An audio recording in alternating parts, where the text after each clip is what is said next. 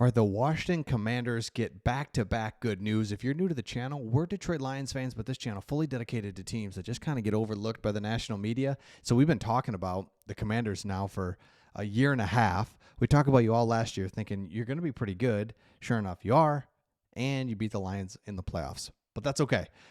If you're a Commanders fan, you definitely need to subscribe because we talk about you quite often on this channel. Okay, here's the news back to back. So you have a great offseason. You take advantage of your quarterback on a rookie deal. You make big trades. You only have a few picks in the draft, but you dominate those. We'll get to that in a second. But then the next thing on the NFL calendar kind of is the schedule release. So you've seen this maybe before, but we've kind of forgotten about it, and we'll know dates and times and prime time and all that. You'll have a lot of prime time games for sure. But here is the good news. First bit of good news. It's like, oh, wait a second. Now that we know our team a little bit better, we've gone through the free agency and draft, and we just kind of see what we got. Now let's take a look with that in mind at our schedule. You know the home schedule, and really you have one really hard team in your division, and then the other two, it's like, okay.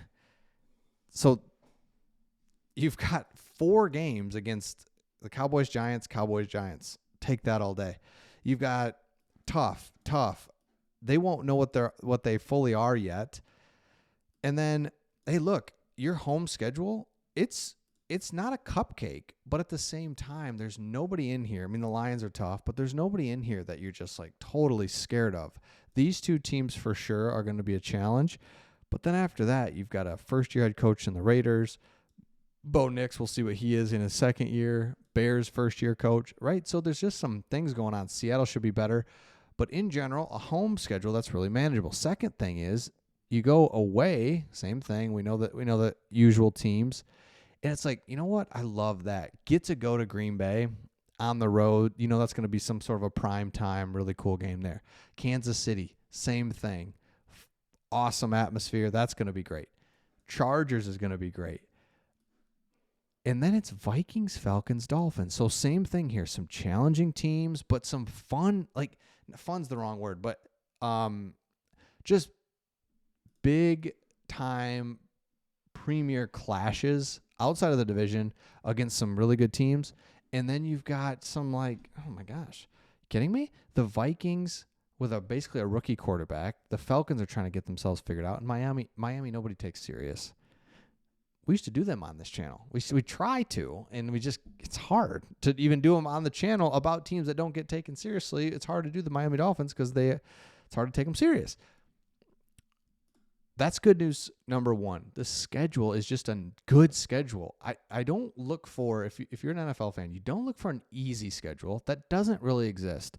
You look for, okay, we need a few breaks in there, and you got it. You saw 4 or 5 teams, a couple in your division, where it's like, cool. The next thing, though, you want to play on the road at Green Bay. You want to play Detroit. You want to go on the road to L.A. or to the Chiefs. That's cool. Rather than just, I don't know, it's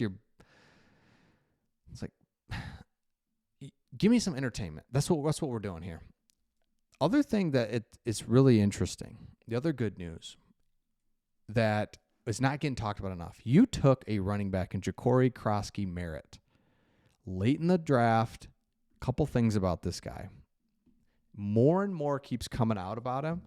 And it's interesting because he fell for only one reason, and that was because he had an academic ineligible situation. He played one game his senior year and then had to sit the rest of them. Let me show you here.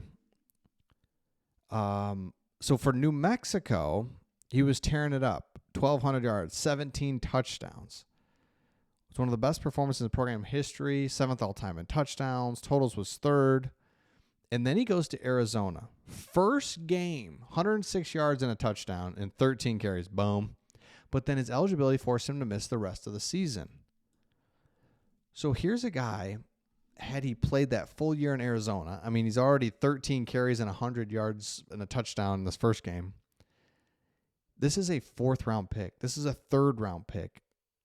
You get him late in the draft. He's perfect because he complements your other 2 running backs. You need 3 running backs. But you also, because you get him in the 7th round, you just don't have to rush him into anything. You don't have to worry about where does he fit. It's like, I know right where you fit. You're going to be a great addition, and you could have been a higher draft pick had it not been for an eligibility concern. So love this guy, and I think it's going to be awesome. He models his game after Mark Ingram, just being tough, physical, making defenders not want to tackle you. That's the main thing I look for from Mark Ingram, is that he was violent and he ran with anger. Keep an eye on this guy. Let me show you another picture of him if I can find it. Here we go. Round 7, pick 245. He gets drafted when, again, for not playing the whole year and he gets drafted, he's good. Keep an eye on him. All right. Another thing I think is important to look at is NFL rookies poised to start week 1. The reason I say this is interesting is because you may think, oh, let's go. Look how well we drafted or whatever. Look at, yes, other teams drafted well too. And you need to see who in just kind of comparison. So here we go. Offensively, virtual locks to start offensively. Yeah, you see some offensive linemen mostly. A couple wide receivers in there. Go down here to on the cusp of starting. And there's your guy. And I agree with that. Pretty much on the cusp. I mean, so you draft well with that tackle. Could win a competition. Again, there's a bunch of names there, 100%. Defensively,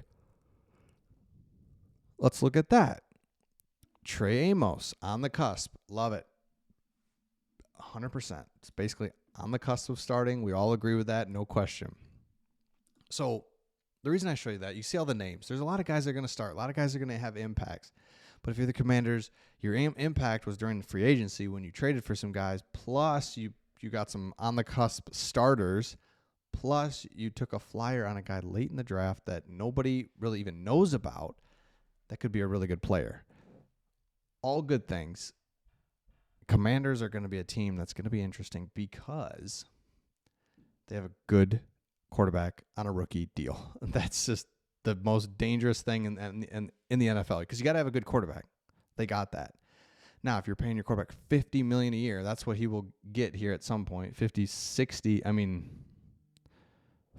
million. That changes your cap structure. Like, no one can deny that. So these are the prime years and fun to watch them, the Commanders, make it happen. So let me know your thoughts in the comments, and we'll see all of you on the next one.